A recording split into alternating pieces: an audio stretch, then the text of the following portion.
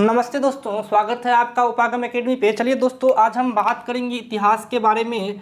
दोस्तों, पैरामेडिकल और बीएड की संपूर्ण तैयारी उपागम एकेडमी पे कराई जा रही है। जो भी दोस्त हमारे साथ जुड़े हैं वो निश्चिंत रहे, आपका जून तक ना सिर्फ सिलेबस कंप्लीट कराया जाएगा, हम क्वेश्चन बैंक भी कंप्लीट कराएंगे। आपको मीडिएवल हिस्ट्री और मॉडर्न हिस्ट्री, आपको वो दोनों का दोनों पार्ट मई के 15 तारीख तक कंप्लीट करा दिया जाएगा। एंशिएंट हिस्ट्री कंप्लीट करा दिया गया है। आपको पॉलिटी भी मई लास्ट तक कंप्लीट कराने की हम उम्मीद करते हैं। पॉलिटी बहुत आसानी से, बहुत आसान मेथड में करवाएंगे। मैथ तो हम करवा ही रहे हैं। फिजिक्स लगभग एंड की ओर है, अप्रैल लास्ट में फिजिक्स एंड हो जाएगा। अजीत सर आपको केमिस्ट्री और बायोलॉजी भी शायद पढ़ा दें। बायोलॉजी और केमिस्ट्री में आपको डिटेल से नहीं पूछा जाता है। बायो में खास करके आपको पूछा जाएगा रोग, वायरस के नेम, विटामिन्स के नेम और इम्पोर्टेंट फैक्ट, जो कि आपको 100 से 200 पॉइंट के होंगे, जो हम लोग आपको प्रोवाइड करवाएंगे। तो अगर आप बीएड और पैरामेडिकल के स्टूडेंट हैं और साइंस और आपका आर्ट्स पेपर है, तो आर्ट्स में तो हम आपको ज्योग्राफी करवा ही रहे हैं। ज्योग्राफी में दोस्तों आप प्ले लिस्ट पे जाना, हमने इंट्रोडक्शन से लेके ज्योग्राफी में अभी मानसून तक पढ़ा दिए हैं। आपको बहुत जल्द इंडियन ज्योग्राफी में मानसून से लेके एग्रीकल्चर और सॉइल यानी कि कृषि और मृदा, इसके बाद वर्ल्ड ज्योग्राफी की भी कुछ टॉपिक्स आपको कंप्लीट करवा दिए गए हैं। उसमें कुछ पार्ट्स हैं जो कि अप्रैल के लास्ट तक में उम्मीद है कि आपको फिजिक्स, जियोग्राफी दोनों, इंडियन और हिस्ट्री में मॉडर्न हाफ तक कंप्लीट करवा दिया जाएगा। ये आधा, और मई 15 तक इतिहास भी ख़त्म करा दिया जाएगा। सिर्फ और सिर्फ हम आपको उसके बाद क्वेश्चन और आंसर सीरीज करवाएंगे, सिर्फ और सिर्फ क्वेश्चंस बैंक। और आपके पास एक बुक होना चाहिए उपकार पब्लिकेशन का, जो पैरामेडिकल बीएड या पॉलिटेक्निक की तैयारी कर रहे हैं। चलिए दोस्तों, अब हम बात करते हैं हिस्ट्री में विजयनगर साम्राज्य के बारे में। दोस्तों, पिछले वीडियो में हमने आपको बताया कि जब दिल्ली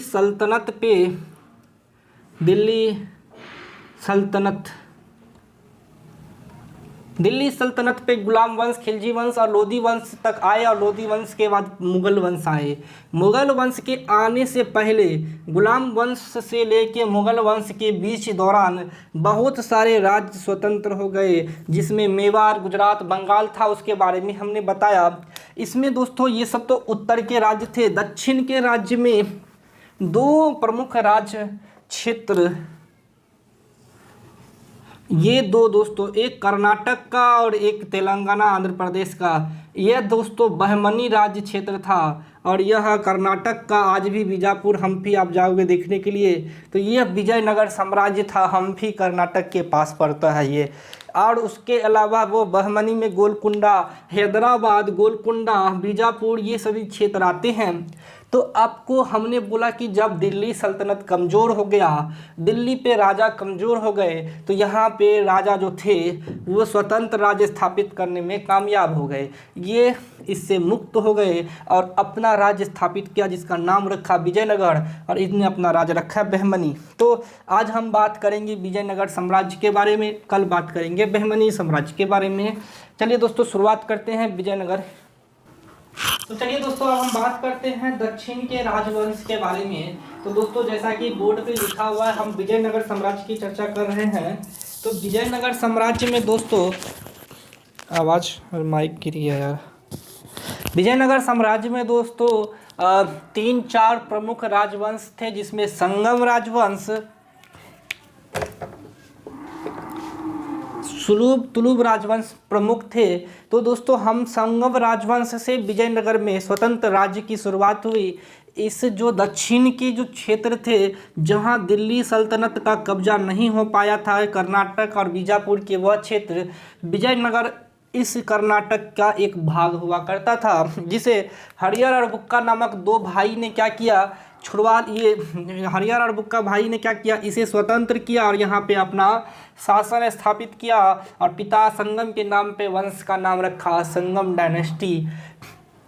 और इस वंश में Harihara Bukka, Bukka one, Bukka two, Devaraya, Devaraya one, Devaraya two, ये प्रमुख राजा हुए थे। जिसमें इंपॉर्टेंट पॉइंट हम लिख दिए हैं कि 1336 में, आप स्टार मारना, विजयनगर साम्राज्य को जीत का शहर कहा जाता है। ये पहला क्वेश्चन है। हरिहर और बुक्का ने विजयनगर साम्राज्य की स्थापना 1336 में की। दूसरा क्वेश्चन है, और तुंगभद्रा नदी पर एक बांध बनाया देवराय प्रथम, जो संगम वंश का राजा था और सबसे प्रतापी राजा, मतलब सबसे महत्वाकांक्षी, सबसे शक्तिशाली, जिसने अपने साम्राज्य को किलों से घेरा और इस किलों को भेद पाना इसके शासनकाल में संभव नहीं था, वो देवराय द्वितीय। और इसी में श्रीनाथ प्रसिद्ध तेलुगु कवि रहते थे।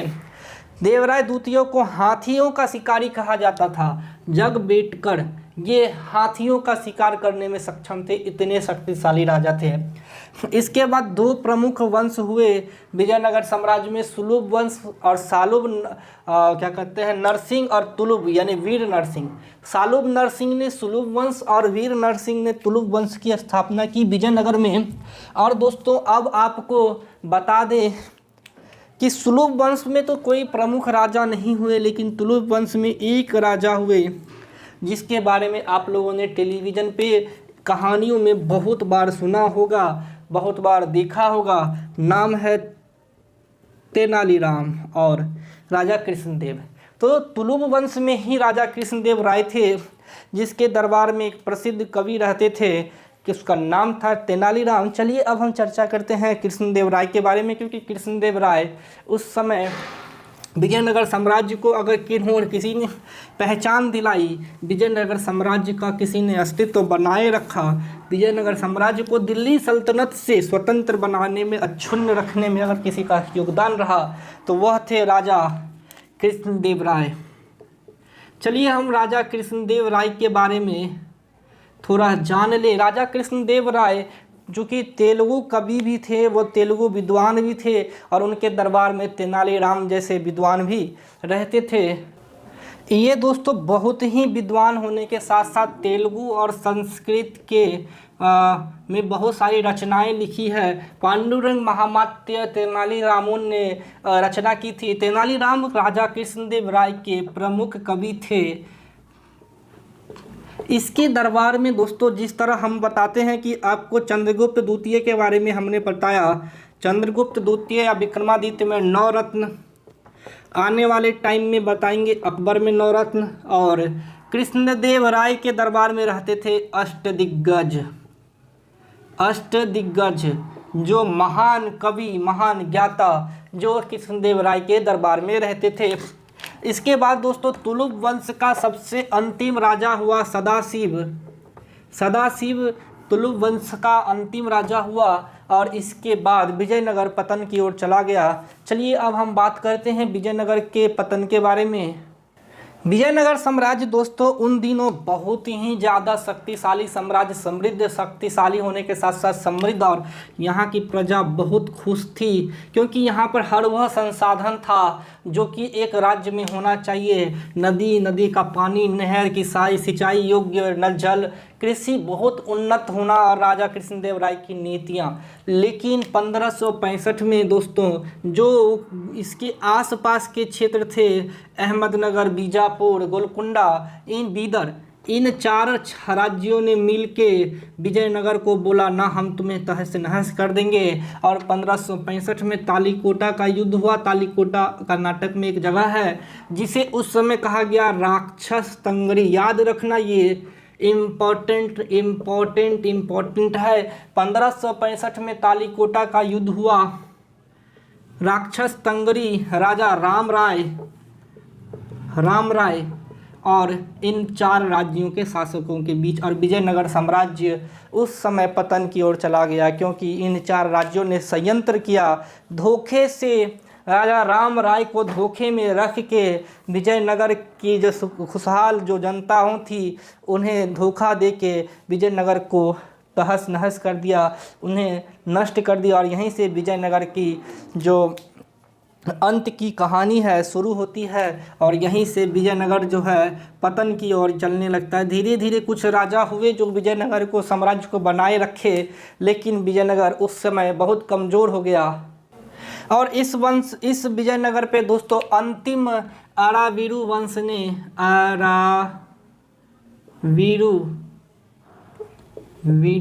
ने शासन स्थापित किया, जिसका शासक था तिरुमल। इसका संस्थापक कौन था? तिरुमल। लेकिन यह विजयनगर साम्राज्य को बचाने में सक्षम नहीं रहा और धीरे धीरे विजयनगर साम्राज्य नष्ट हो गया और विजयनगर समाप्त हो गया। अंतिम राजवंश रहा इस पे अराविरू वंश। तो संगम से शुरू हुआ, सुलूप पे चला गया, तुलुप पे गया और इसी वंश में 1612 में एक अंग्रेज ने आया, उसका नाम था वोडेयार। इन्होंने कर्नाटक में एक राजवंश स्थापित किया जिसका नाम था मैसूर। और यहीं से आपको जब हम पढ़ेंगे, तब कर्नाटक का युद्ध पढ़ेंगे, तब बताएंगे टीपू सुल्तान हैदर अली के बारे में। वो मॉडर्न हिस्ट्री का पार्ट है।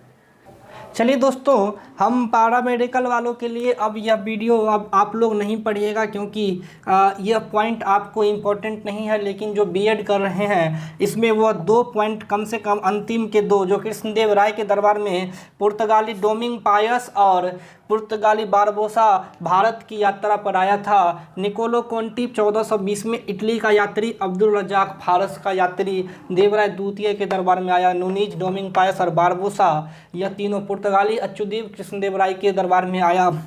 एक पूछा जाता है बार बार कि विजयनगर साम्राज्य की मुद्रा क्या है? वह होता है पैगोडा। और बहमनी जो हम कल पढ़ाएंगे उसकी मुद्रा होती है हुन, विजयनगर की। तो दोस्तों, हम लगभग इम्पोर्टेंट पॉइंट आपको बता दिए हैं। अगले वीडियो में बहमनी साम्राज्य और उसके बाद मुगल राजवंश शुरू करेंगे। उम्मीद है कि हम लगभग सभी पॉइंट आपको बता दिए जो इम्पोर्टेंट एग्जाम के दृष्टिकोण से पूछा जाता है।